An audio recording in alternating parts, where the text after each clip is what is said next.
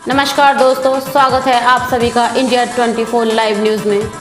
ऋषि सुनक हारे, Liz truss ने करीब 21,000 वोटों से जीता प्रधानमंत्री का चुनाव। ऋषि सुनक ब्रिटिश पीएम की रेस हार गए हैं। यूके के विदेश मंत्री लिज ट्रस वहां की नए प्रधानमंत्री चुन ली गई है। वह बोरिस जॉनसन की जगह लेंगी।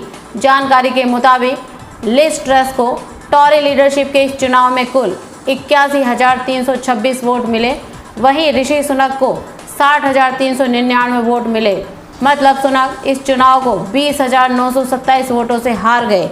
लिज ट्रस ब्रिटेन की तीसरी महिला प्रधानमंत्री है। इससे पहले मार्गरेट थैचर और थेरेसा मे इस पद पर रह चुकी हैं। साइरस मिस्त्री की मौत की वजह क्या बनी? क्या लापरवाही से हुई साइरस मिस्त्री की मौत? जाने हादसे की बड़ी वजह। टाटा सन्स के पूर्व चेयरमैन साइरस मिस्त्री की रविवार को एक सड़क हादसे में मौत हो गई। डॉक्टरों के मुताबिक साइरस मिस्त्री की मौत सिर में चोट लगने की वजह से हुई। डॉक्टरों ने बताया कि अस्पताल लाने से पहले ही साइरस दम तोड़ चुके थे। ये हादसा उस वक्त हुआ जब साइरस मिस्त्री अहमदाबाद से मुंबई के लिए कार से सफ़र कर रहे थे। सीट बेल्ट लगाई होती तो बच जाती जान। पुलिस के मुताबिक शुरुआती जांच में हादसे की दो मुख्य वजह सामने आई हैं। पहली ये कि जिस लग्जरी कार से साइरस सफ़र कर रहे थे, हादसे के वक्त उस कार की रफ्तार काफ़ी तेज़ थी। दूसरा कारण ये बताया जा रहा है कि हादसे में जान गंवाने वाले दोनों लोगों ने सीट बेल्ट नहीं बांध रखी थी। 9 मिनट में 20 किलोमीटर दौड़ी कार। पुलिस की शुरुआती जांच के मुताबिक मिस्त्री की गाड़ी काफ़ी तेज़ गति से चल रही थी।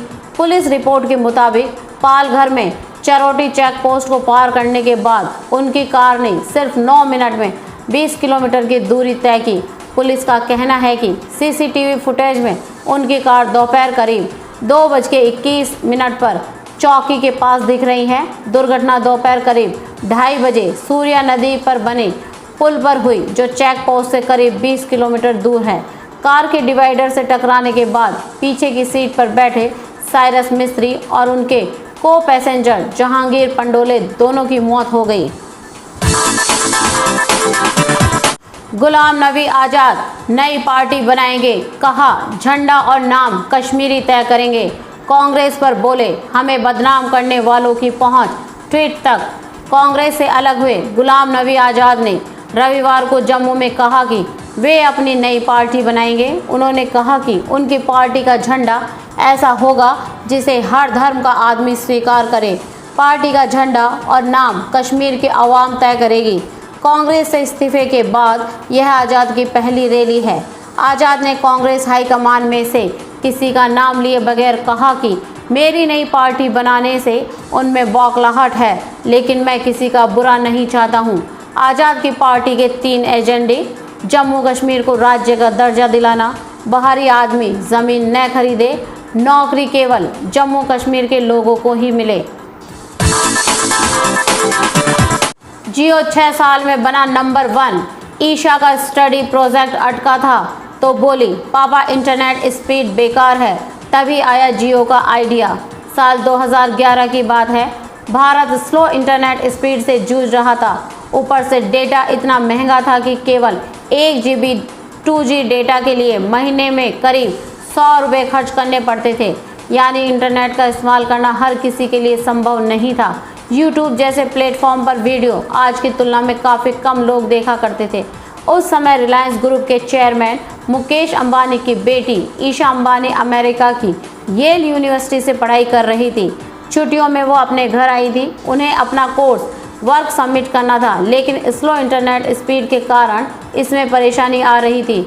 उन्होंने अपने पिता से कहा, dad the internet in our house suck. Isha के जुड़वा भाई आकाश ने भी पिता से कहा, पहले लोगों के लिए टेलीकॉम मतलब सिर्फ वॉइस कॉलिंग होता था, लेकिन अब सब कुछ डिजिटल हो गया है।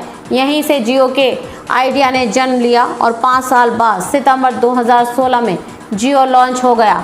आज 5 सितंबर 2022 को जियो को लॉन्च हुए 6 साल हो गए हैं। इन 6 सालों में जियो भारत में सबसे बड़ा गेम चेंजर बन चुका है। भारत में सबसे पहले अफोर्डेबल कीमतों पर फ्री वॉइस कॉलिंग और दुनिया में सबसे कम कीमत पर हाई क्वालिटी डेटा जियो ने ही उपलब्ध कराया है। यहीं से भारत के टेलीकॉम सेक्टर की तस्वीर बदली है। लॉन्च के सिर्फ 170 दिन के भीतर ही जियो के 100 मिलियन से ज़्यादा ग्राहक हो गए थे। वो अभी देश का नंबर 1 नेटवर्क है। कोरोना वायरस हड्डियों को भी कर रहा खराब, ये कितना खतरनाक होगा। कोरोना से रिकवर हो चुके लोगों को कई प्रकार की समस्याओं का सामना करना पड़ रहा है। इनमें सांस लेने में परेशानी, कमजोरी और हार्ट डिजीज के काफ़ी केस देखे जा रहे हैं। कोविड के इलाज के दौरान स्टेरॉयड लेने की वजह से ब्लैक फंगस जैसी खतरनाक बीमारी फैली थी, जिससे आंखें खराब हो रही थी। अब शरीर की हड्डियों पर भी इन स्टेरॉयड का असर देखा जा रहा है। कोविड में संक्रमित हो चुके लोगों को हड्डियों की बीमारी भी हो रही है, जिसे एवेस्कुलर नेक्रोसिस कहा जाता है। ये हड्डियों की एक खतरनाक बीमारी है जिसमें हड्डियां गलने लगती हैं, इसलिए इसे डेथ ऑफ बोन भी कहा जाता है।